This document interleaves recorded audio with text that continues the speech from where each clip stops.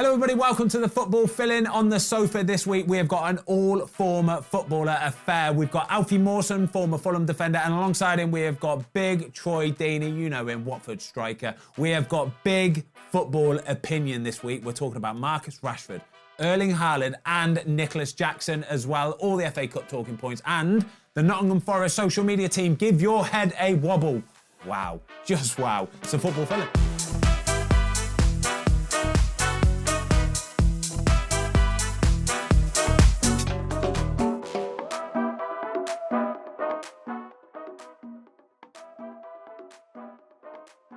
Right then, boys, happy Monday, everybody. We got to start the show talking about Man United Coventry yesterday. I was lucky enough to go to the game yesterday, you know, lads, and it was a belter. And I'm going to put it out there and say that I think this might have been the best game of football I've ever been to live.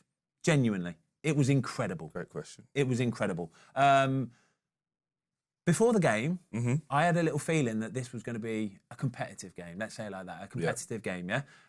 That's the sort of sorry state that Man United are in at this moment in time, right? It's exactly what I thought. It's exactly how it played out. What did you think, Troy? Exactly the same. So we've been doing this like prediction thing on TikTok, and I said Man United would win on pens, but I could see that Cov could win because of the way the strikers running behind and all of that. And after like, I think it was like 2-0 down, Man U were 2-0 up, I was like, I'll balls this one up again. Do you know what I mean? Because a few people I think have laid a little fiver on, but I'll balls this up for the people, and it all played out the way it is. I think United have been doing what United do recently. Like they're flat out to deceive. We've got some good players, but it's not a team. It's not a team that's really fighting for anything or going anywhere anytime soon. So, you know, they need this season to break up as quickly as possible. Is the problem with this Man United team the players, or is it the manager? What is wrong with Manchester United? Oh, God. It's easy to say, isn't it, since Fergie left, that it's just been a downward spiral. Yeah. From an outside view, I just feel like there is big characters there off the pitch, but as opposed to being on the pitch when you need your characters, your leaders, they're just not there. Absolutely. Do you know the kind of lads that we are, right? I would like to think we're kind of solid citizens when it comes to being a footballer, yeah? Honest, pros. When we get on the pitch, we give everything we've got. We're not going to be rolling around. We're not going to be doing all the theatrics, yeah? We put a shift in. You've never been kicked by him. You have to roll around for a bit. How many times have you had to deal with him where you're getting elbows in the back of the head, where you're heading his head, but you just get up and suck it up and get on with it, right? Yeah, absolutely. It seems to me like Man United have got a lot of players that are the exact opposite of that. Want to kind of roll around, don't really want to stick their foot in. They're happy to take their wages, and that'll do. Yeah, but I think you could talk to it better because you was obviously there under the Fergie. And you do have to put it away a little bit, the Fergie stuff, because obviously it was a great time and that's gone. I think Arsenal went through that for a long time and now they're coming out the back of it.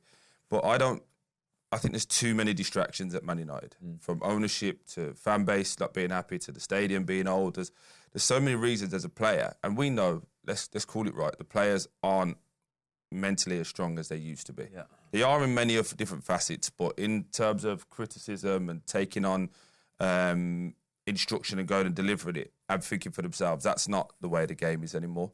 I think there's an easy cop-out. Whenever something goes a little bit wrong, it can be like, we don't know who the owner is.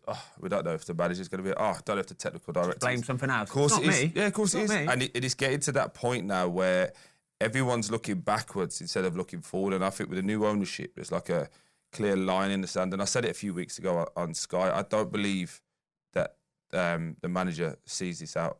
Some people think he's going to stay. I just can't see how he is. I can't see it. Everybody else has changed. All above him's changed. So why would they keep this manager? And it's not his fault. He's just going to be part of the problem. And get rid of him. Get rid of a load of players. And I think you'll see 8 or 9 players coming in Man U in the summer. Man United need leaders, don't they, Alfie? They need proper, broad shoulders, grown men. I think Man United have got some very talented players, good individuals. There's no way this is a team at this moment in time because there's not enough leaders, there's not enough solid citizens in that team to grab those youngsters by the scruff of the neck and go, no, we do it like this and let's go. Yeah, you'd have a look at the starting 11 yesterday and you'd think, you've got Casemiro, you've won the Champions League umpteen times, so he knows how to perform in these big games. You've got Maguire, who obviously used to be captain, still a leader for England, he's a big part of it.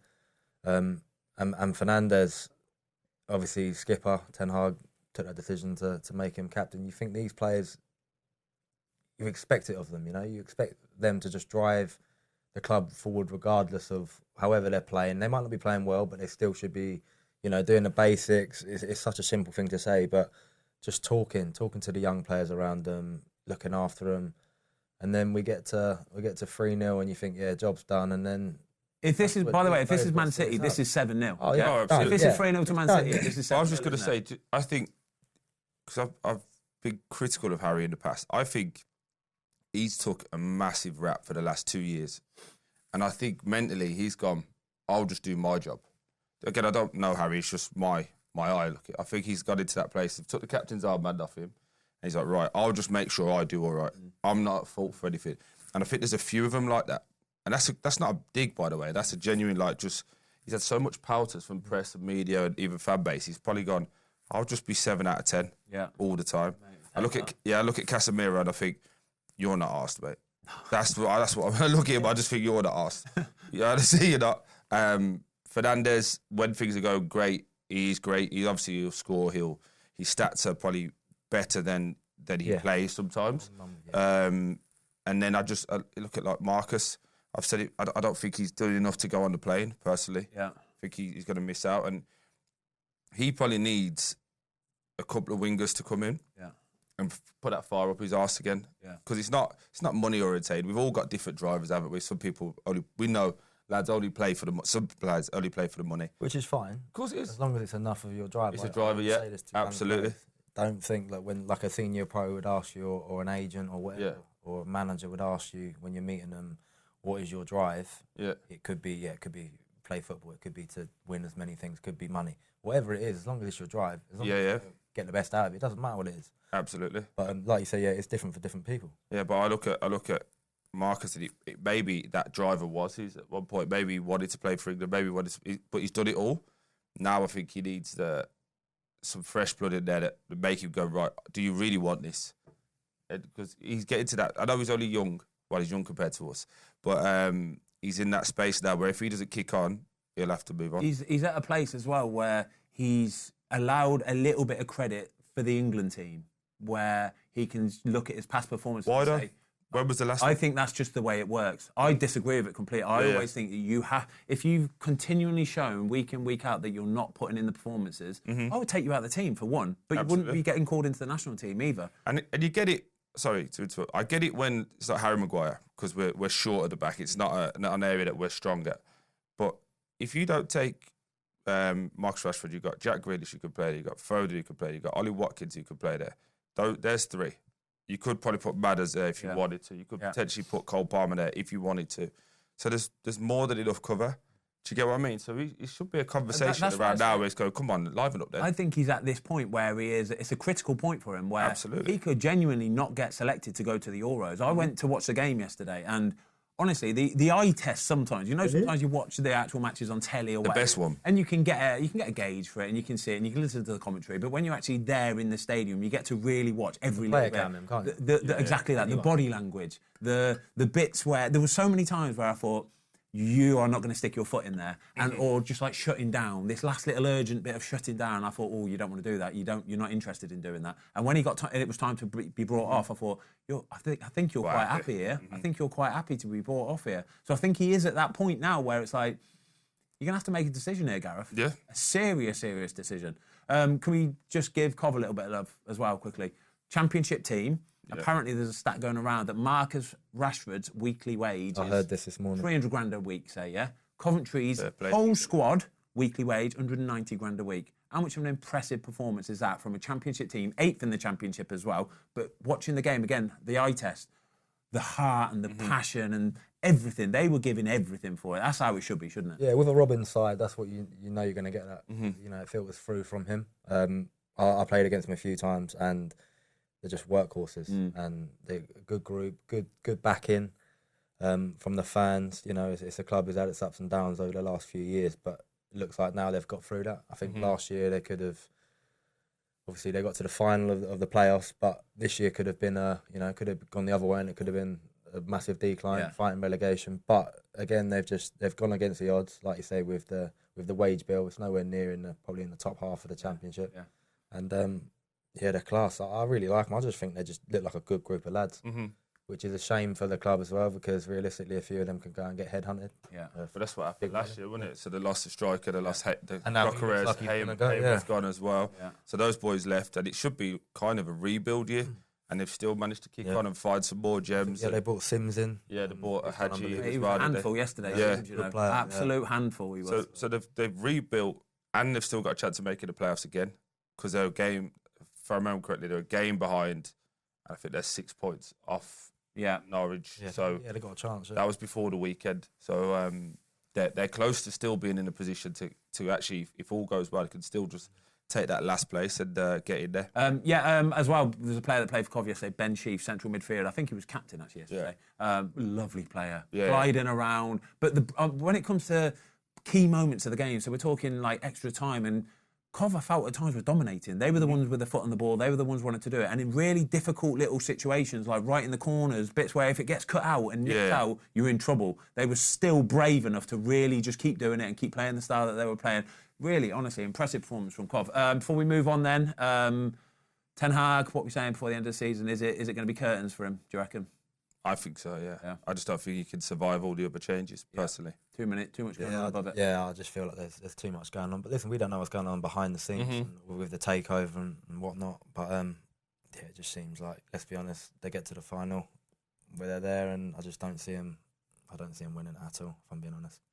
And then that could be him. I think it seems like a bit. I think it seems like a bit of a quick fix, and there's a lot of fans saying he's a disgrace. How can we be free? Ten Hag sacked the manager, and I think it runs a bit deeper though. Absolutely, a bit deeper than that. It's not going to solve all your problems. He's always going to be the front runner, isn't he? He's always going to be the man that goes first. That's how football works, unfortunately, isn't it? Maybe we've all been there though. On the opposite side to that, a new manager does get a kick instantly. Yeah. And if someone comes in, and we don't know this for fact, but if he comes in, rules, regs, do this, maybe Ten Hag's got that, but he's too much on the rules and regs. Because if I was Jadon Sancho, I'd be asking all sorts of questions as to why I'm not there. You look at United fans as a base, you know. I just think they're going to expect, if he does go, an unbelievable manager. Like, absolutely, they're going to want like Ancelotti or someone like that. And they ain't getting United. Are they going to get? Have they got the pull that they used to have? I don't see it as much at the moment, because you're going in, and unless they've still got the pull. They're still Man United. They're still I don't think they'll get Ancelotti. No, they won't Somebody get. like that. They could. Yeah, could they go get it's Zidane? got to be someone they'll get a massive. big boy. Yeah, I get what you mean. It needs to be a big name with a big personality. And then on the flip side, they're going to want to come in and say, "Listen, you've got me in. I've got changes to make here." Absolutely, yeah. And I want, like you said earlier, 4, 5, 6, maybe even 7 players out. Absolutely. And that's a big overhaul to come in. Massive overhaul coming at Man United. And playing Manchester United in the final then, lads. Man City, this was the Saturday afternoon kick-off against Chelsea. It was a decent game. Man City won 1-0. People kind of expected them to win it. But Chelsea had some massive chances, Troy. And one player in particular, Nicolas Jackson, is getting a bit of dog's abuse for it. What is your take on him and his performance at the weekend? He's brought the abuse on himself for the way he acted the week before with the penalties. Yeah. Listen, you know, you've been around. I like taking penalties, like the next one. But if the gaffer said Alfie's taking pens for that game, Alfie's taking pens. It's not even a question, is it? Not at all. You might be cheeky and go like, "You've already got that trick. Can I get one?" I understand. Do you know what I mean? Like, but it's a. Or you're on 2 goals and you want your hat trick. Yeah. Can I have one? But you don't stand there and have a fight and all of that nonsense to get it. And I think it's interesting with him because he looks okay. What I mean by that is he moves well. He does some things in the game. You're like, oh, he's decent.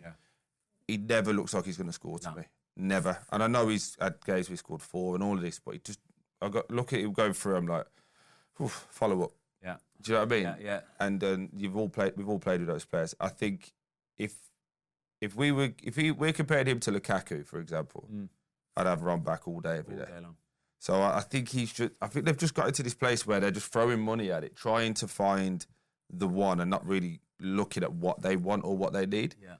Like the obvious one is Ivan Toney that everyone's looking for this summer, but he was available last year, probably for similar price.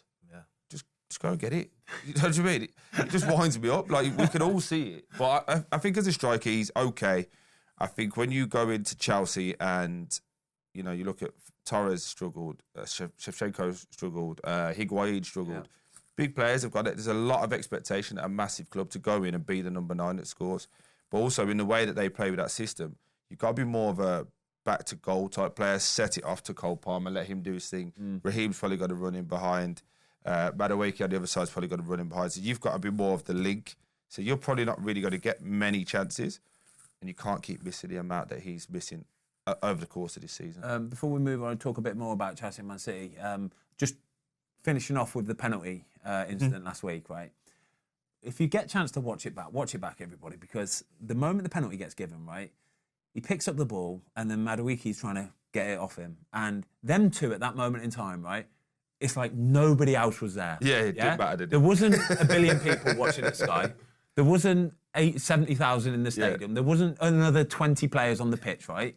They did not care. It was just about them two and about who was taking the penalty. And it was the most selfish thing, right? And I'm watching it thinking, oh, God, I would get in at half-time or full-time and I would just go, what on earth are you doing, you dickheads? Like, what are you doing? Genuinely, like, we've all played with players like this, and I would have liked to have thought it would have kicked off in the dressing room a little bit after that. They've just won 6-0, battered them. And no one's talking about it. But it still would have kicked off, wouldn't it? I had it before at Fulham when we were playing Huddersfield, and it was like it was 0-0, and we were right up against it, and we were like, right, we need to beat these relegation rivals, and we got a penalty, and Abu Bakar Kamara picked up the ball, and obviously Mitro was... I was about to say, he didn't try to take it off Mitro. He did. Mitro, He did. Oh, Mitro would have hit him. No, he took it off him. Oh, my God. He took it, and he bloody missed, and we were like, oh, no. And then, Sod's Law, ball goes through, Mitro goes and scores the winner, 1-0. Come inside, and I swear, like, Ranieri went mad at Abu. And I was just like, it's one of them things where, like, you know what it is. I'm really disappointed in Mitro that he let him have it. Yeah, without doubt. Oh, he didn't. He hardly let him. Abu was he was not letting go. He was a beast as well, Abu. Mitro's an animal, but this geezer, he's built different. And he was like, I ain't letting go of this ball. And obviously we were like, I was like, oh, please score then. To be fair, Mitro's took the higher ground there. Then he's gone, no problem. Don't want the theatrics. Cool. Deal with you in there. And obviously, Ranieri, I didn't realise how many languages he spoke. He come in and started speaking to everyone, like in different. And I was just like, what? And he was just going mad. And I was buzzing. I was like, this is great. Like, we've just won, and you're going. I was like, whatever. But it's just childish, isn't it? And then, like you say, for it to go on, and they're going at it for so long, and then for Gallagher to get involved and try. And the thing is that the flip side to that, sorry to talk that, is because the guy who's taking it, as someone who's taken penalties for a long time, it's not an easy moment. That I know everyone thinks it's a penalty, you should score, but you need them 5, 10, 15 seconds to calm yourself down, figure out what you're going to do, think of your steps. Settle down. And then you've got, like, me and you were going at it, and we've had an argument, and then I've put it down. It's like having an argument with your missus. Like, you're walking to the kitchen, you're still fuming. Do you know what I mean? You're just not saying anything, are you? You're like, oh. Then you go, you take the penalty, you miss, and now he's going, oh, my God. What, did he put it over? What, the penalty? Put it over, Kamara.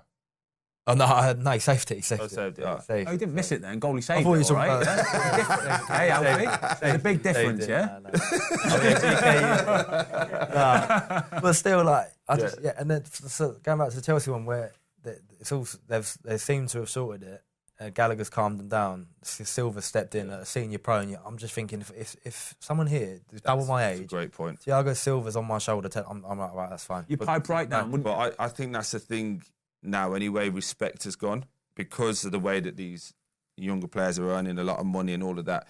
You need to be a certain type of person to talk and respect them.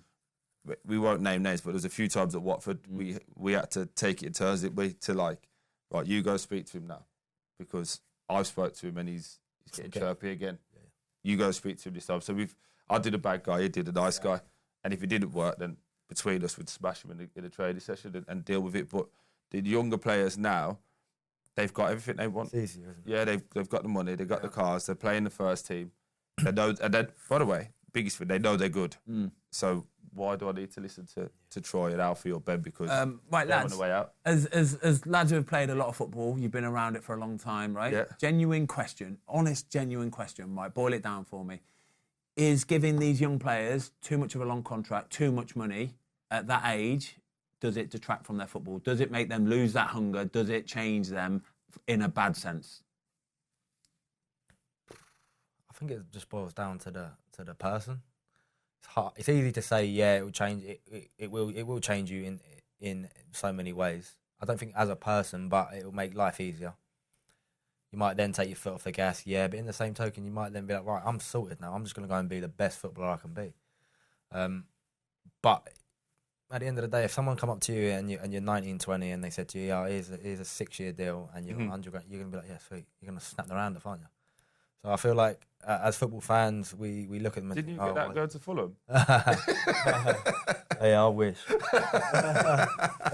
But I think it might take away the hunger. Yeah. But again, if you've got it in you, like we said, like whatever your reason is to be the best player you can be, that's got to be your thing. Money aside. Yeah, I have a similar take and a different take, if you get what I mean. So I think, yes, you're going to take the money, but I also think you lose that hunger.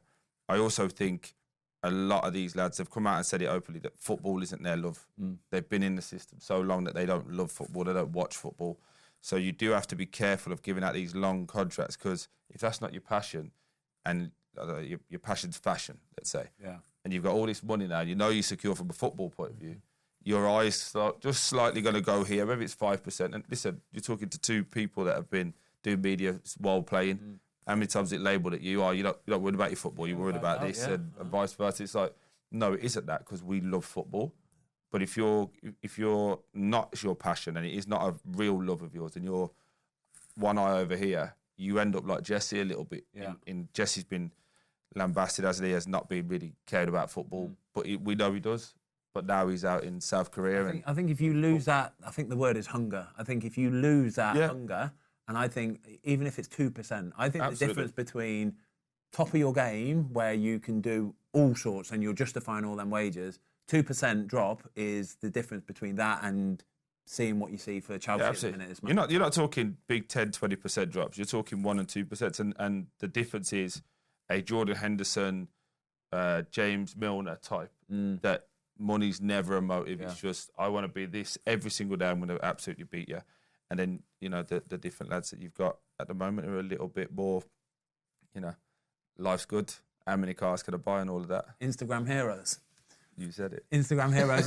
Quickly then, let's talk about Man City. Theo Walcott said after the Arsenal game, I think it was the other day, that you can start to see a few little cracks in Man City. Not quite the machine that they're used to being. I don't know how much I agree with that. They still won the game 1-0, which, again, was kind of inevitable. You expect them to get over the line and do it, don't you? But do you see any problem with Man City at the moment in time, or can you see them just steamrolling it now until the end of the season? All they've done is they lost to Real Madrid. Yeah. And they battered them. They absolutely battered them as well. When you say the cracks in it, they won the treble last year and they were phenomenal. I got asked a question the other day about Haaland. He's only on 22 goals. I'm like, do you hear what you just said? Like, we had 50 last year. Yeah, well, because last year they absolutely romped everyone. This year, everyone's become a little bit more cute to the way that they're doing it, because I think the only thing I would say about City is they've got to stop the stand-up ball to the back post. So, they do go wide, they get the 8 runners in behind, get to the byline, where it used to be flashed across the front. Because they've got Haaland now, they stand it. And everyone now is clocked on and going. It's easier to defend. Yeah, they're all going, we'll deal with that one. It's easier to defend. That would be one thing I see that could probably change. And then secondly, they've played so many games over the last, 18, 20 months with the World Cup and all of that. Mate, they're knackered. And they've got some of them got a Euros. It's, I mean, it's these boys, it's just constant football. And, the crack he's talking about is like a hairline fracture. Everyone's still cracking on. There's nothing to worry about.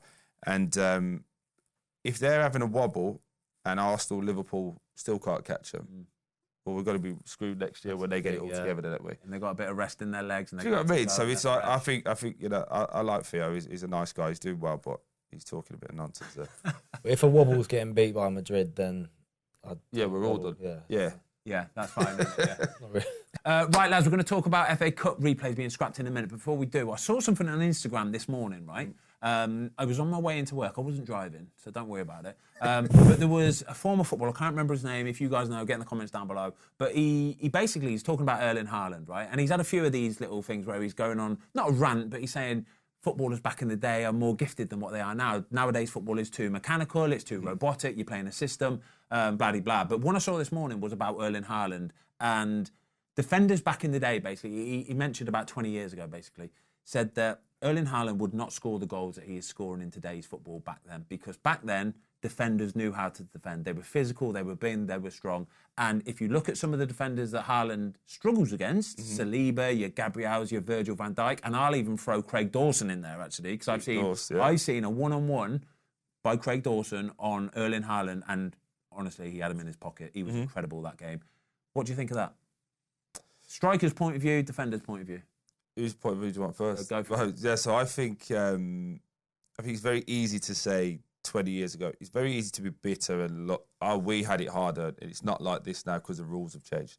I think it works both ways. So when Arsenal played against Man City, they deny all the space behind him. That's what Haaland wants to do. He wants to run him hard. He's not a great back to goal player. That's not a dig at him. He's fantastic at so many things, but can't have everything. Yeah. If he did have everything, there'd be no point playing against him. I think physically he's getting better. I've started to see him now like really put the shoulders and arms out. When you're playing up against people like him, they're coming from behind and they're like elbows in. They're trying to knock you off balance before the ball comes in. Fair? You're watching that as it comes. He's trying to knock me off balance. Why is he trying to knock you off balance? So because then your touch is all over the place. Yeah, okay. As it's coming in, you're taking it down here. Whereas as strikers, we want it there because we're in control. We can still see what's going on. And you're stronger. Yeah, you're stronger. Yeah, but it's bouncing off your chest and then it's your second touch out. If you're taking it down in this position, you're always like falling and chasing after the ball, and that's what they want to do. They want to knock you on, so they can defend, so the one in front can get it. Defend yourself. Yeah, so the six in front can get onto your toes and take the ball off you. I think where he is currently, he's learning that side of the game.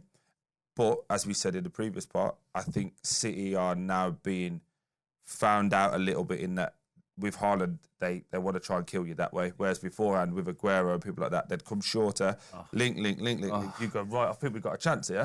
Go and press, and then you go, bang. It's round the corner. Flashbacks. Oh my God. Flashbacks are unreal. It's horrible. Well, you did think, there were certain times in the game, you'd be like 4-0 down, by the way, as we've all known. 4-0 down, thinking, Joe, what, we got him here. And as you go to press, you just go, boom, boom, goal. What happened there?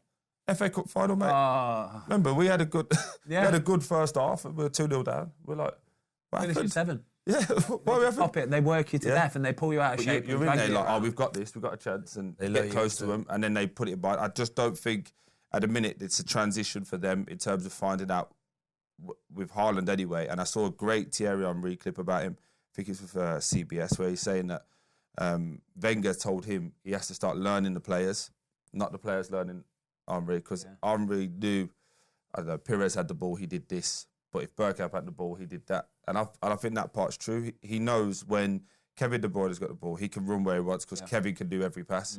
Phil probably is looking to get a shot off first and then a slip pass. Do you get what I mean? So he's got to start learning other people. I think, what is he, 23? Yeah, it's frightening. 23? Mate, if he's got it all cracked at 23, then it's a waste of time. He's got loads of learning. He's fantastic and he'll only get better. And God out the rest of us. So to answer the question then, as football evolved, is... Mate, he would run all over Tony Adams, Sol Campbell. Listen... That's not even disrespectful. They're that's the way the game is now. Yeah, they were big physical players who played with some great players, but the game's moved forward. The pitches are better. Not quick. How much quicker is it, lads? That's what I mean. Everyone runs quicker. Everyone's an athlete. And they that's the bit I try to explain to people. You can't explain it from Sunday League to conference is a chasm. From conference to League 2, top end of League 2 is a chasm. From League 2 to the champ is even bigger. And then from the middle of the champ to the top of the champ is huge. Frightening. And then you go to that even bigger step is getting into the Prem. Well, you look like last year. It's a joke. Burnley, top bit of the Prem. Burnley last year in the champ, like comfortable, playing lovely football. And they come up and it's... Mate, I always said it. Everyone used to say, "Oh yeah, like the difference between League One and the Champ's the biggest," and I'm like, "Okay." And then when you get to the Prem, you're like, "But everyone who said that never played in the Prem." Yeah, because you're like, "No, isn't it?" Everyone who's got an opinion about how good or bad something is has never played in that league. And when you actually play in it and you see it up close and personal about how quick they are, the athleites nowadays, everybody, left back, right back. Remember Daryl Young, Matt? Yeah. Monster, wasn't he? Used to call him the horse, mate. The biggest car I've ever seen. Right back, could run, could move, was great. whenever we played a good winger, I was talking about this before, you remember, we used to play stickman on the bus. He'd get in his own head so much, didn't he? If we were playing like, I don't know, let's play Man City, Raheem, he'd be asking the ball, Raheem's good, ain't he? Remember? What do you know about Raheem? What's he like with England? And you're like, what do you mean? And then you'd go and watch it and you'd be like, oh, that's right, because he's played in the semi-final of the World Cup for Holland and he knows there's a level that he can't get to physically. Yeah. Do you get what I mean? And that just shows how good it is. Everyone, you might have a good day or a bad day, but you can't compete with these top boys. They're just too good. Physically, just everything, technically, everything. And they do it, by the way, we play them twice a year, maybe 3 if we're lucky. That's it. So we'll go, in the Prem. How many games have you played? You go, this ain't our game to win, it's a free hit.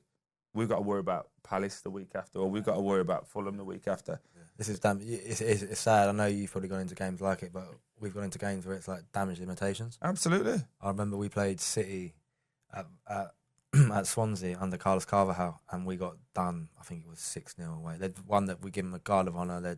We come in after the game, and the gaffers come in, and like what a guy he was. He was ledge. Come in, he pulled out a piece of paper, and it was like about this big, like an A4 piece of paper, and he went, Man City Arsenal 3-0, and he just read off all the results. So like Man City Watford 4-0, Man City Swansea 5-0, Swansea Man City, and we were just like, he goes, these are machines. He said, I don't care. Next game finished. This isn't an out of the Let's fly home. Yeah. This is what they do. But we thought we thought we're going to get some sort of pelters because like, even though they're City, we still weren't like. Mate, just on that, our first year in the Prem, just before Fozzie came, we had me and Igalo up front. We did quite well. Iggy played left wing. I played right wing against Man City. Our first game away. Don't even worry about scoring goals today, lads. Don't worry about it. Troy, you're right wing. He's left wing. That was it. We just put him in. We went 4-6. We didn't have anyone. That's unreal. I swear to God, you can watch it back. We had like a little Spanish winger, it was like a 7-day Gerardo. He was all right. Technically, he was nice, but he was a luxury. And we just stuck him at the top. Mate, he was at the 10, and it was like Caps, Barami, and I want to say Ben Watson were the 3. Iggy on the left, me on the right, and him as like a 10. What did that game finish? 6-0. Didn't matter what you did, mate. I don't think I've played at Etihad and lost anything less. I said to Beth the other day, my aggregate was like, I think it was 18 or 19-1. Yeah. It's a good one though, wasn't it? Can't do nothing. Yeah, we got a goal, yeah. We got a goal. Oh, lads, this is incredible. What an episode this is today. This is completely different to our normal football. Yeah, sorry. This is world class. Honestly, it's absolutely world class. Right, I mentioned it a minute ago. FA Cup replays have been scrapped, lads. I, for one, disagree with them. I don't like it. I think this is the magic of the cup. The smaller teams getting their big payday, the big outing for the fans, for everything, where they get that team, they might get them to a replay. That's the bit where they make all the big money from. Yeah. And the FA, Alfie, out of nowhere, have kind of just gone, no, we're not doing that anymore. What I don't like is now, I understand it's cool because you get to go to Wembley, but Wembley used to be a thing where you've got to a final. Yeah. And obviously, take away when Tottenham used it as their Premier League for a little while, you're playing big games. And obviously, the FA Cup is massive, but I still think, like you say, 2 legs, one at yours for your revenue, especially if you're a smaller club. And then you get to go to another big club, say like Coventry would have gone to Old Trafford. Some players will never play there, some may never play there. Yeah. And then you go, right, we get through this, then we're at Wembley. Yeah. And now it's just like City must get sick of playing there. Yeah. Like all the time. 6 or 7 even times. Chelsea, like the last home, isn't it, essentially, yeah. I think it just does take away for me a little bit of the magic of the FA Cup. I think it's just they've just paid for it. They've paid for one less game. Yeah, that's all it is. Yeah. Because I think personally, and again, I don't know how it would all work, but they should keep the replays up until the 3rd round. What I mean by that is, the lesser teams will probably not get past the 3rd round. They'll get an away day though, yeah. Yeah, they'll still get an away day. They'll still get a massive amount of money. And what did they pay? Like 33 million down the pyramid. And it's like, well, where does that stop? Like, where's the cut off? Do you get what I mean? Yeah. And it might be 200 grand for a team, which is great for that team, but it's not going to change their landscape or be historical. But you was at Racing Club Warwick. I was at Hales Owen. Hales Owen got to they made it to the FA Cup. Oh, massive. How big is it? And it changed everything for them. Changed everything for them. They went out in the first round, no problem. But for them, it was huge. Yeah. It was huge. And like you said, some of them lads will never play at that level. Some of them lads will never get to the heights that we were fortunate enough to go. But that memory lives with them. Yeah. The fan base lives with them. And I just think it's big wigs, and I think it's ignorant from us to just be like, don't worry about them, because the big boys, they play too much. But no one's stopping the pre-season tours, are they? And they go to Australia. Post-season tours, mate. Going everywhere. So have you winds me up, mate. Have you seen? You might have seen him on TikTok and that. Dorking Wanderers. Obviously took him through all sorts. Well, I watched a clip of one of his literally about 2 months ago. It's probably an older clip, but from this season, about the FA Cup and that. And he's come in and he spoke to the lads, and obviously they got cameras, and he said, "Listen, it's worth this. It's worth this." He said, "Listen, it's worth a lot of money to us, obviously because he funds it all." And then they get beaten, and he comes out and he's just like, I wasn't bothered about the actual match. He said, but what this would have done for the club would have been massive, and it would have pushed towards us ultimately staying up.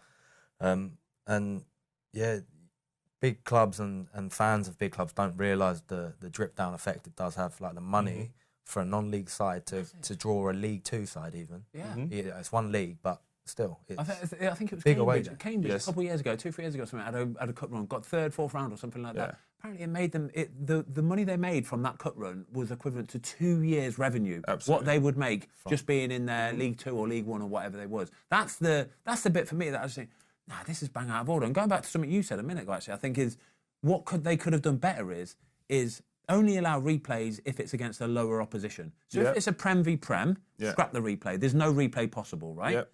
Because nobody really wants a replay when you're Prem v Prem. But if it's against a lower opposition, if it's a Man United versus a Stockport or something, and that goes to the first leg, the original tie ends in a draw, then it's a replay. Yeah. Then it's a replay. But if it's Prem v Prem, cool. No, that would make then the bigger boys put out a proper team as well. You could do just have the draw, and let's say it was it Newport versus Man U in the season. You could just make that now at Old Trafford. Have to be and then it's 50-50 split.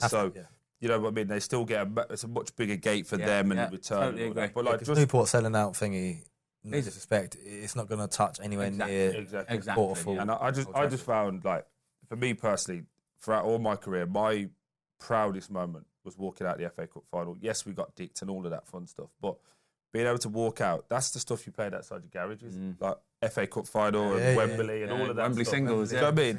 So being able to walk out and then introduce royalty to all my lads, all my mates, go, here you go, this is Ben Foster, this is Etienne Capu. You start going down the line, and you're just like, mate, my nan got to see that. Do you know what I mean? To me, that's my most proudest moment, and for some people, that may never happen. Just because that's a really good shout. I totally agree with that, actually, because if, say, Man United draw Newport, right? Every single Newport fan wants that away day at Old Trafford. Of course they do. Every player on that pitch wants to be playing at Old Trafford. So even if Newport get drawn at home, reverse the tie, play it at Man United, everybody's a winner. They can have it on the telly. They Man split U don't the have gate to travel receipts. as Exactly. much. Man United haven't got it. It's everywhere. Also, as well, people don't realise that it's compensated, isn't it? Yeah. So the travel for that away day is looked after, after by the FA anyway. So there's no cost to Newport or the lesser team in this situation. I think we just need to be doing everything we can to look after the smaller teams. We have to do everything we can. Next year in the Champ, there's going to be about 8 teams that were normally big teams that are going to be financially ruined. Yeah, ruined. And it's going to just keep trickling down. And before you know it, we'll end up with a Super League before we know it. And it's just going to be a waste of time. And it's really, really, really disappointing. And I think we've got to protect it at all costs. Totally agree. Right, let's get on to a little bit of Premier League talk, all right? How long have we gone? About 40 minutes. We haven't even spoke about the Premier League yet. Sorry. We'll quickly talk about Arsenal and Liverpool, both bouncing back after really disappointing defeats. With a couple of good wins, to be fair. Arsenal against Wolves, comprehensive, always looked in control. Liverpool, that's a good win against Fulham as well. The title race is back on, at least, isn't it, for the meanwhile? Yeah. I still think Liverpool win it. I know it's a very wild thing to say, but I said it about 5-6 weeks ago, and then as soon as I said it, everyone got injured. So I thought, oh God, here we go. That's a really bad take. But I just feel like they're getting everyone back fit now. Do you get what I mean? And I know everyone's going to go, oh yeah, but everyone's at the Champions League, so it's all fair. But Trent hasn't played for a while. He's not going to not feel it in his legs anymore. Jota, all of those players have all started to come back. They've still got Thiago potentially to come back in. I think that, I just think they're the ones now when you go, oh, they can catch up.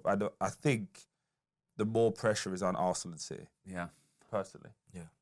I think the pressure on Arsenal will, I could be a strong way of saying it, I think most of that pressure will be coming from, obviously fans expect now them to be right there. Yeah. I think Arteta puts a lot of pressure because of what he's been around. Yeah. So since he's been, number 2 to Pep, he knows what it takes to win.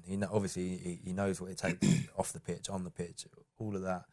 And now he expects it of Arsenal, and he's probably saying to them, listen, this is what it takes to win. You need to copy this, and you need to go beyond it. If we slip up, then they're going to come through. I think Trent sort of played the game yesterday as well, before the game, saying, if you give City this opportunity, 9 times out of 10 they take it. Yeah. And I heard it on the radio this morning. They were speaking about, does he really believe that? And it's like, well, you can look at that 2 ways. You can look at it as if to say, yeah, he knows, and we all know how good City are in this position. If you give them the the top spot, rarely do they relinquish it. And then again, is he going, yeah, right, I've got to try something here, pop this in their head. Maybe just like you said earlier, is there a crack in the arm? Hopefully they can take their eye off the ball a little bit or something. Yeah. Here's a question I've got. I know it's your show, sorry, mate. I love this. It's nice. When does Arteta come under pressure?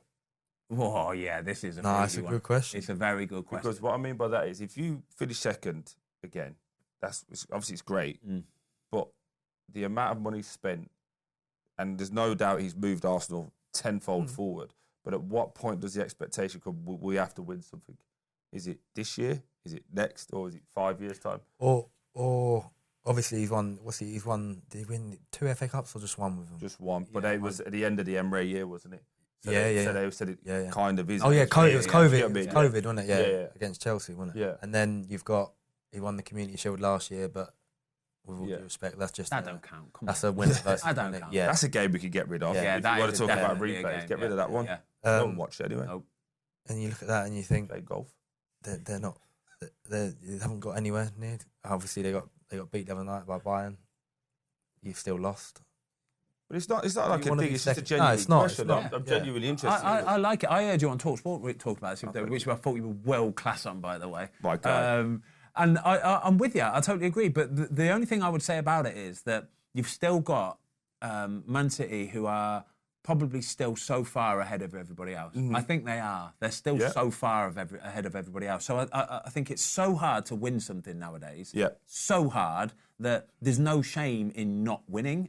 But I could understand if he got sacked because they didn't win anything. Yeah. But I still think whoever comes in and replaces is going to find it just as hard. Because the conversation I have with Arsenal fans that I know is they're like, oh, we're missing a striker. Once we get the striker, that'll be fine. I'm like, okay, cool. So let's say Ivan Toney or Ollie Watkins or Solanke you go and get this striker, it costs you 100 million. You still proved the other day you're not happy with your left backs. Yeah. You played Tommy Asu left back in the second leg. Yeah. So now you need another left back. Then you probably need some help for Saka because he can't keep playing every minute of every game. Be knackered, wouldn't he? Then you've got to balance the books. So when I looked at the bench against Bayern, it was like Reece Nelson, El Mohammadi, people like this, Partey, who are obviously good players, but they're not improving them because they're not coming on. Yeah. So you've got to get rid of all of them. So now you lose your squad depth.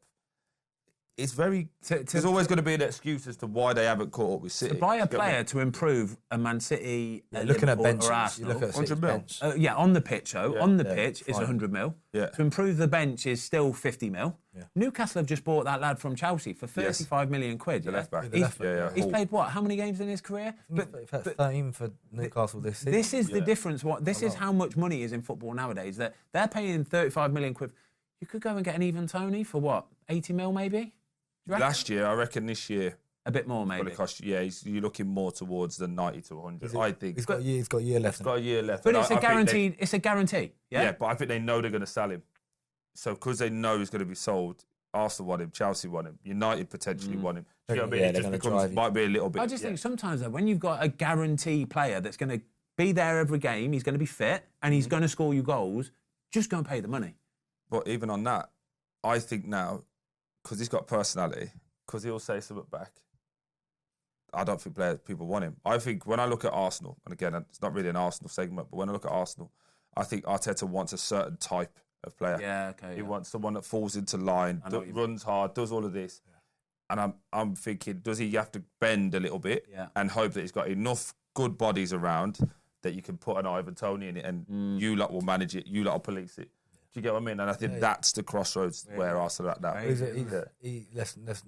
Let's not beat about. He's the big fish at Brentford. Of course he is, he's the man. And rightly so, he is the man. And mate, we've all been there. It's nice being there, though, isn't it? Yeah. It's nice being that big fish. Feed off that. Oh, yeah. Lovely, that. He goes to Arsenal. Is he paying that as much money as we reckon it will be worth, and what in this market he would be worth?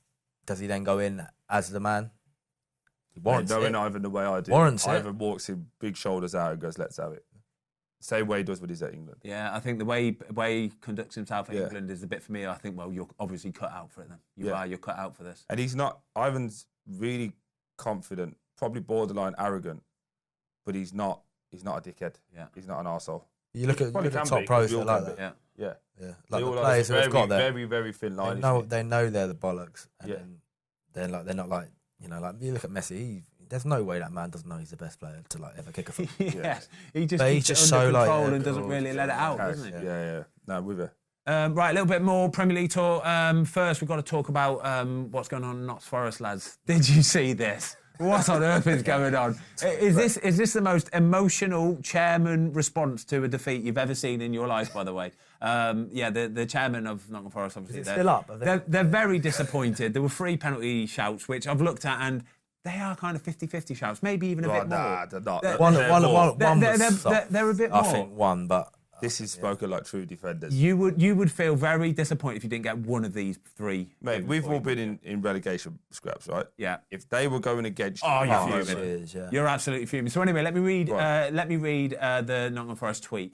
3 extremely poor decisions, 3 penalties not given, which we simply cannot accept. We warned the PGMOL that the VAR is a Luton fan before the game, but they didn't change him. Our patience has been tested multiple times. Nottingham Forest will now consider its options. This is crazy. Do you not think that's the most Sunday League thing you've ever heard? I think he's got he's a Luton fan. I think he's not going to do his job properly. His fingers on the send button. His fingers on the send button, right? And he's going, shall I do it? Shall I do it? I want to do it. He's got his Luton mates in the group chat going, don't you dare. It's not worth it. I can't show my face in the boozer. Oh, God. It's terrible. But I thought the first one was questionable, where Youngis kicked Rayner's foot. You could give that, you could not give that. Without doubt. I thought the way the handball is now, that's a handball. It's a handball. It is. But the last one, mate. Yeah. It's embarrassing. It's a penalty. And honestly, I would be genuinely like kicking off. As a player, I probably would have got sent off at that point. Because there's no point. Mate, I'm in front of the defender. I'm going in 1v1. The ball goes that way, and I go down, and somehow nothing. He won the ball. And they checked all of these, by the way. Yeah. They checked all of them. It's scandalous. He didn't see the handball though, apparently. So they didn't even check for the handball. He didn't have any visual of what may have gone. But I'm sure this is the part where VAR steps in and go, hold on a minute. We need to go and have a look at that. Just have a look. You might think, yes, nothing. You have to send them to the screen. Let's be totally honest as well. We talk about generations with footballers. And it's the same with refs. Yeah. The refereeing over the last 10 years has got worse. Do you feel like I don't know if it's the right word, but like an ego off of referees now? Yeah, absolutely. I'm like, the best refs that we had, you never under the radar. You didn't even know they were there. Yeah. They like to be centre of attention these days, don't they? I've had see it, and I'm like, your point. I'm like, if you're stood there, and he's like, don't point at me like that. Come on, like I've made a foul. Like, don't. The best refs I always had, you'd like as you do, you go. F off, ref. Come on, like, and he'd turn around and go, F off to you, and you'd be like, oh, yeah. And, like, don't get me wrong, you should never swear at each other, but he'd just put you straight back in your place. You go, yeah, no problem. These refs now, it's like, they want the camera to pan onto them. Oh, they're untouchable. They're all getting their fresh trim before. You know when you say about players, when players want to get their fresh trim? Mate, I remember, I won't say his name, because he's a nice geezer, but as a ref, he's a helmet. But walking in with wash bags. Yeah. You're a referee. What were they? Louis Vuitton? Yeah. Were they? Right. Slides, mate. You go in. Remember, you used to go in and speak to them before. They're always like the sliders on and all that. Yeah. Give you 10, and you're like, you're a ref. Yeah. Like no one in this whole building has come to see you. With the greatest respect, you do a fantastic job. Be like a traffic warden. Like we need them, but no one cares if they exist or not. Does everybody know at home as well that for every game they get assigned a masseur as well? I don't think people understand this. Yes. They get a masseur assigned from the home football club, and they have to send a masseur in to give the 3-4 referees whatever they need, basically. Make sure they look the fourth official as well. Yeah, just in case they get called on. It's unbelievable. Mate, you know, like we've all heard it, like the game's gone. That might be the worst thing I've ever heard, isn't it? What does the fourth official need a report? To stand still? I don't know when I first heard it. I don't know where I was playing, but they were like, "Yeah, who's doing it today?" I was like, "But like we're getting our rubs before game. I've got it today. I've got to go and rub thingy." And I was like, "Yeah." I thought it was banter. But you know, when you're looking at it, and what annoys me, and I've said this before, and you can attest this, and you'll know exactly. He'll go on the defensive, but you'll know exactly what I mean. Referees are like goalkeepers. They never slag each other off. So if a goalkeeper, right... you got your own union. Yeah, I get that. Goes through his hands and it goes in, it'll be like, yeah, but someone should have stopped him. The ball moves, mate. The ball moves. Someone should have stopped him from crossing it. And it's like, no, but you let it in. And the referee would never go, do you know what? Alfie's had a mare there as a ref. Yeah, they'll be like, true. well, you know, they don't really do this, and it is happening so fast, and he has got a difficult job. It's like, no, but he messed up. Yeah, and it's fine. It's the Howard Webb thing, isn't it? It's that Howard Webb thing he does with Michael Owen. And it's the most blatant, horrible mistake. And Howard Webb's defending. You're thinking, please don't. Sometimes just go. Messed up. But that's it's cool. But it happens. That's the thing, though. But if they come out and went, do you know what? Looking back on that, we've had a stinker. And they get loads of respect, wouldn't they? Of course they would. Yeah. But do you know what annoys me? One more bit with them. This same ref now, was it Atwell, was it? Yeah. He'll get a Prem game. He'll go and get another game, yeah, he will. And or if they've got one coming up from like from the lower leagues, they're trying to get a Prem, they'll go and stick him at like Palace versus Burnley. Oh yeah, I know. They'll never stick him at like like it's more important, less important than giving them a big one. It's embarrassing, mate. Right, well, I think we all agree we have got a little bit of sympathy for Forest on the pitch. The tweet, obviously, very ill-advised. And is it Clattenbury who's advising them? Can we just talk about Mark Clattenburg, by the way, lads? What on earth is going on here? Mark Clattenburg is employed by Nottingham Forest to be the guy that oversees referees' decisions and then feeds it back to the clubs and explains it to them.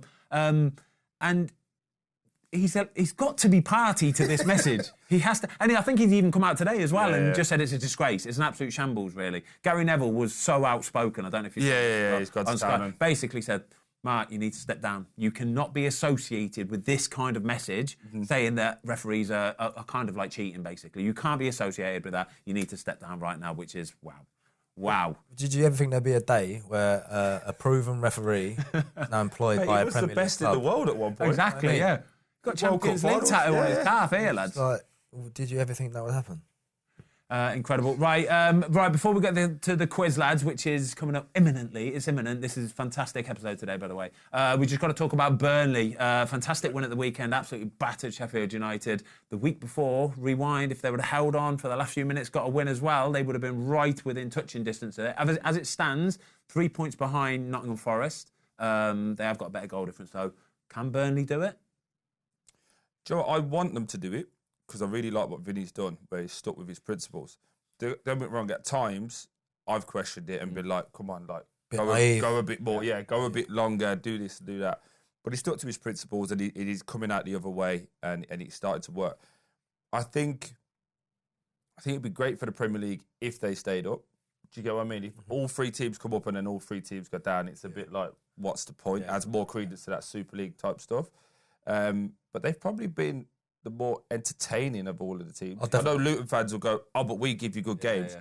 But I think, when Luton lose 5-1 to Brentford, no one was like, I think a lot of people root for Luton as well, though. Of course. The underdogs. They're the Bournemouth story, aren't they? Yeah. Before. Yeah. Small ground, very tight. And they've done really well. Rob and the team have done fantastically well.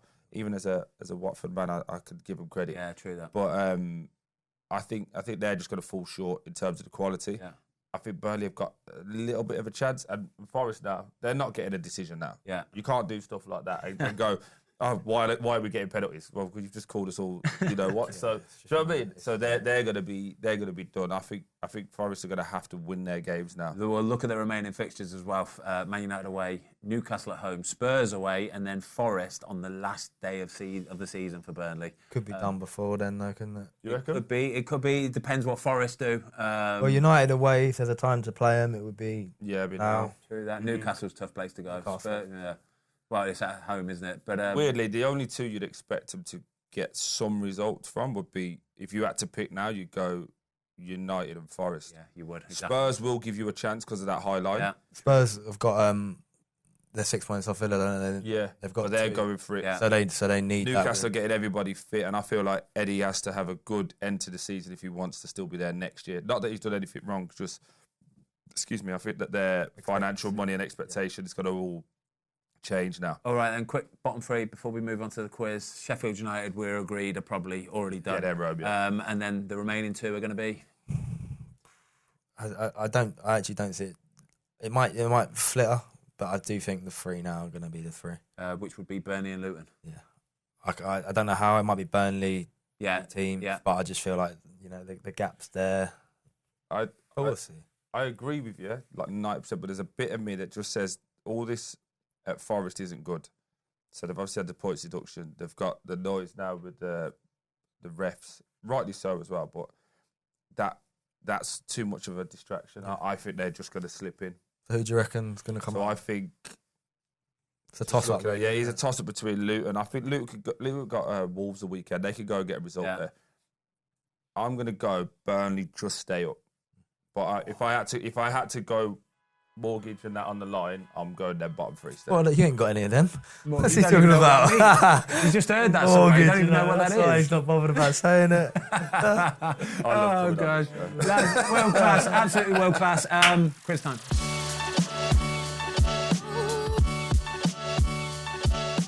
Right, boys, quiz time. I am the reigning champion, so there's no shame in defeat, but good luck. Let's go.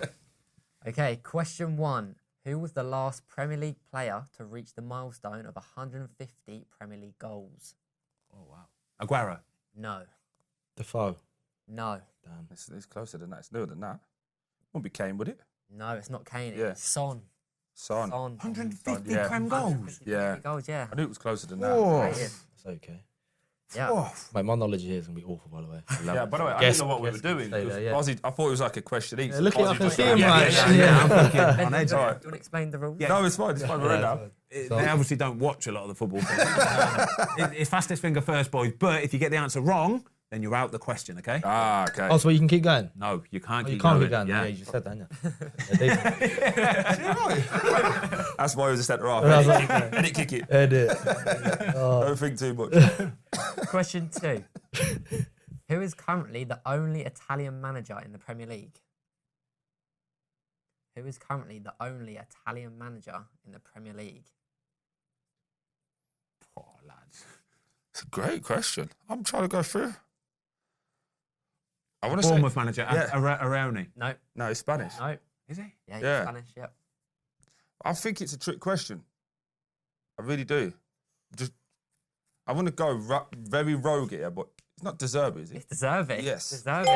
Yeah, because I'm guessed. That's why because I was Yeah, nice. Good guess, isn't it? I was in there and I was thinking the name's a bit dodgy, but yeah. Yeah, deserving. Deserving. Oh, he's Italian, Is the answer 1-0 to Say Troy. He's Argentinian, isn't he? Patch is Argentinian, yeah. Yeah. Question 3. Who was the captain for Aston Villa in the 2007-08 season? Malberg. Nope. Oh, no, I know it is. You can't. Don't say it. Oh, Troy. Milner. Nope. No. Oh, I know it. I know it, yeah. I ain't got a clue. I don't even know if he was there. I was going to say Dunn. No. Barry? Gareth Barry. Damn it! Was the captain. Barry. Gaz Baz. That's bad, Troy. That's so bad. I knew that as well. Sorry, Gaz. Who did you say? Malberg. Oh, I love Malgus. Malberg. Good shout, though. So 1-0 Good shout. Troy still. Question 4. Nicolas Jackson joined Chelsea this season for £30 million. But what team did he come from? Villarreal. Villarreal is the correct answer. Couldn't have told you the answer Clue. to that. I didn't even know it was 30 mil. Yeah. Oh, It's been good having Alfie. I said, where's the goal? his shoulders are going. Honestly, he's just going. Question 5. 2-0 Troy. At what club did Gareth Bale and Adam Lallana both play at? Southampton. Southampton. Yeah, I'm a joke, actually. I'm back. That's good for me. 2006-07. Yeah. Yeah, I was about to say that, actually, yeah. No bonus point, I'm sorry. 2-1-0. Question 6. Career path question. Oh, I have played for he's good at Arsenal, these. Everton, Fulham. I've played for Arsenal, Everton, Fulham. Iwobi. Iwobi is Come the correct answer. Very good. Very, very good. It's on, boys. It's on. Very good. It's on. The Everton that threw me. He got some transfer fees in, by the way. Yeah. Massive transfer fees. 30 mil a pop each time. Question 7. The Derbyshire derby is between Derby County and what other Leicester. club? Not Leicester. Burn. No. I was gonna, Oh, I the know only it. one is Forest. Oh, no? no, No. it's not. I know The it. Derbyshire. I know it. I've It jumped is in too early. I know it. Chesterfield. Oh, I didn't know it. You didn't even give Alfie a chance to Yeah, answer. he did. Who did you say? Chesterfield. You said Chesterfield. Cheers was there going. I said Burton. Yeah, I thought Burton. I thought Burton. Yeah. Chesterfield? Chesterfield versus Derby County. Derbyshire derby. Yeah. Who didn't know? There we go. I was like, the only derby I know is Devon Forest. Yeah, Yeah. that's like too blatant, isn't it? Derby. Yeah. Derby. The Derby. Oh, that's horrible. Apologies, Question. Derby fans. Question 8. Everton have conceded the most Premier League goals in history, but which current Premier League... Sheffield United. Nope. No, which current Premier League team are second on that list of all time? Oh, that's Everton conceded the most. yeah. Oh, out of all time in the Premier League. All time in the Premier League, yeah. I jumped the gun there, and Well, it's got to be a club that's been in Been it here forever. so long. Aston Villa. Not Aston Villa, no. I've got a free punt. I'm not going to say a big dog. Trying to look in his eyes. He's smiled there. He's conceded the most. Count down 5, yeah. 4, Before you say it, can I guess? 2. I'm going to go West Ham. Not West Ham. United. Not United. Ooh. It is Tottenham. Ah, Yeah. yeah, good. So, yeah. Longevity, innit? Yeah, good. It's only like 6, 7 goals in it, though, between them. Yeah. I got so carried away there. Just tried to jump in. If you, I love it. That's the thing, though. If you want to go for the win, you got to do that sometimes. Yeah. So it is 2-1-1, yeah? Question 9. Question 9. 2 more questions. Which club has the nickname called the Brewers? Which club has the Burton. nickname? Nah, I was going to say. I was going to say. I couldn't think of the name. I didn't say it because I couldn't think of already the said name. it before. But I went to say it and I was like, Burton. yeah. I was going to say it, but I thought I already said them. Big up so Burton. let's not use them twice. Yeah. There we go. Troy Ah. has won the quiz. He's won the quiz. We won to But spare we don't just want to just win now. We want to humiliate. Go on, last question. Man City. Question 10. Who is the highest Italian goal scorer in Premier League history? It's a good question. It's not him. No. Italian. I got a rogue one. I don't know if it is though. I can't even think of one. You've won anyway, so you might as well. Play. Paolo Di Canio. It's correct. Oh my correct God! I didn't think that was right. I just thought, yeah. Yeah. That's incredible. Canio 6. I see a thing yesterday saying he didn't ever play for Italy though. I don't know. He's still Oh. Italian though, weren't he? Well, no, yeah. You're still born there. I get that. Passport. That's fine. His passport's Italian. I saw a thing saying they were talking about players who haven't played for their country. Yeah. Get me out of here. You lot have changed. It's all the, I swear it's all the lights, mate. I'm burning. It's world class, lads. Can we get before we do it? Can you just give an official rundown of Give the scores? scores, please? yeah. So the scores I are know this. I was going to go outro then. I was going straight to Thank you for watching. Alfie on 1 point, Ben on 1 point, and Troy, our winner, 4 points. Well done, boys. Well I'll done, take a boys. joint second. Who said I'd come Really third? good. Joint Well, it's second. fine, Yeah. boys. 5? I thought it was fine, but it's fine. It's You fine. can have 5 points. Yes. You can have it 5 So points. we'll let the viewers decide. Boys, that was incredible. I hope you enjoyed watching that today. That was a very different show, but lad, that was world class. Troy D, Alfie, well done, boys. See you next week. guys. Well done.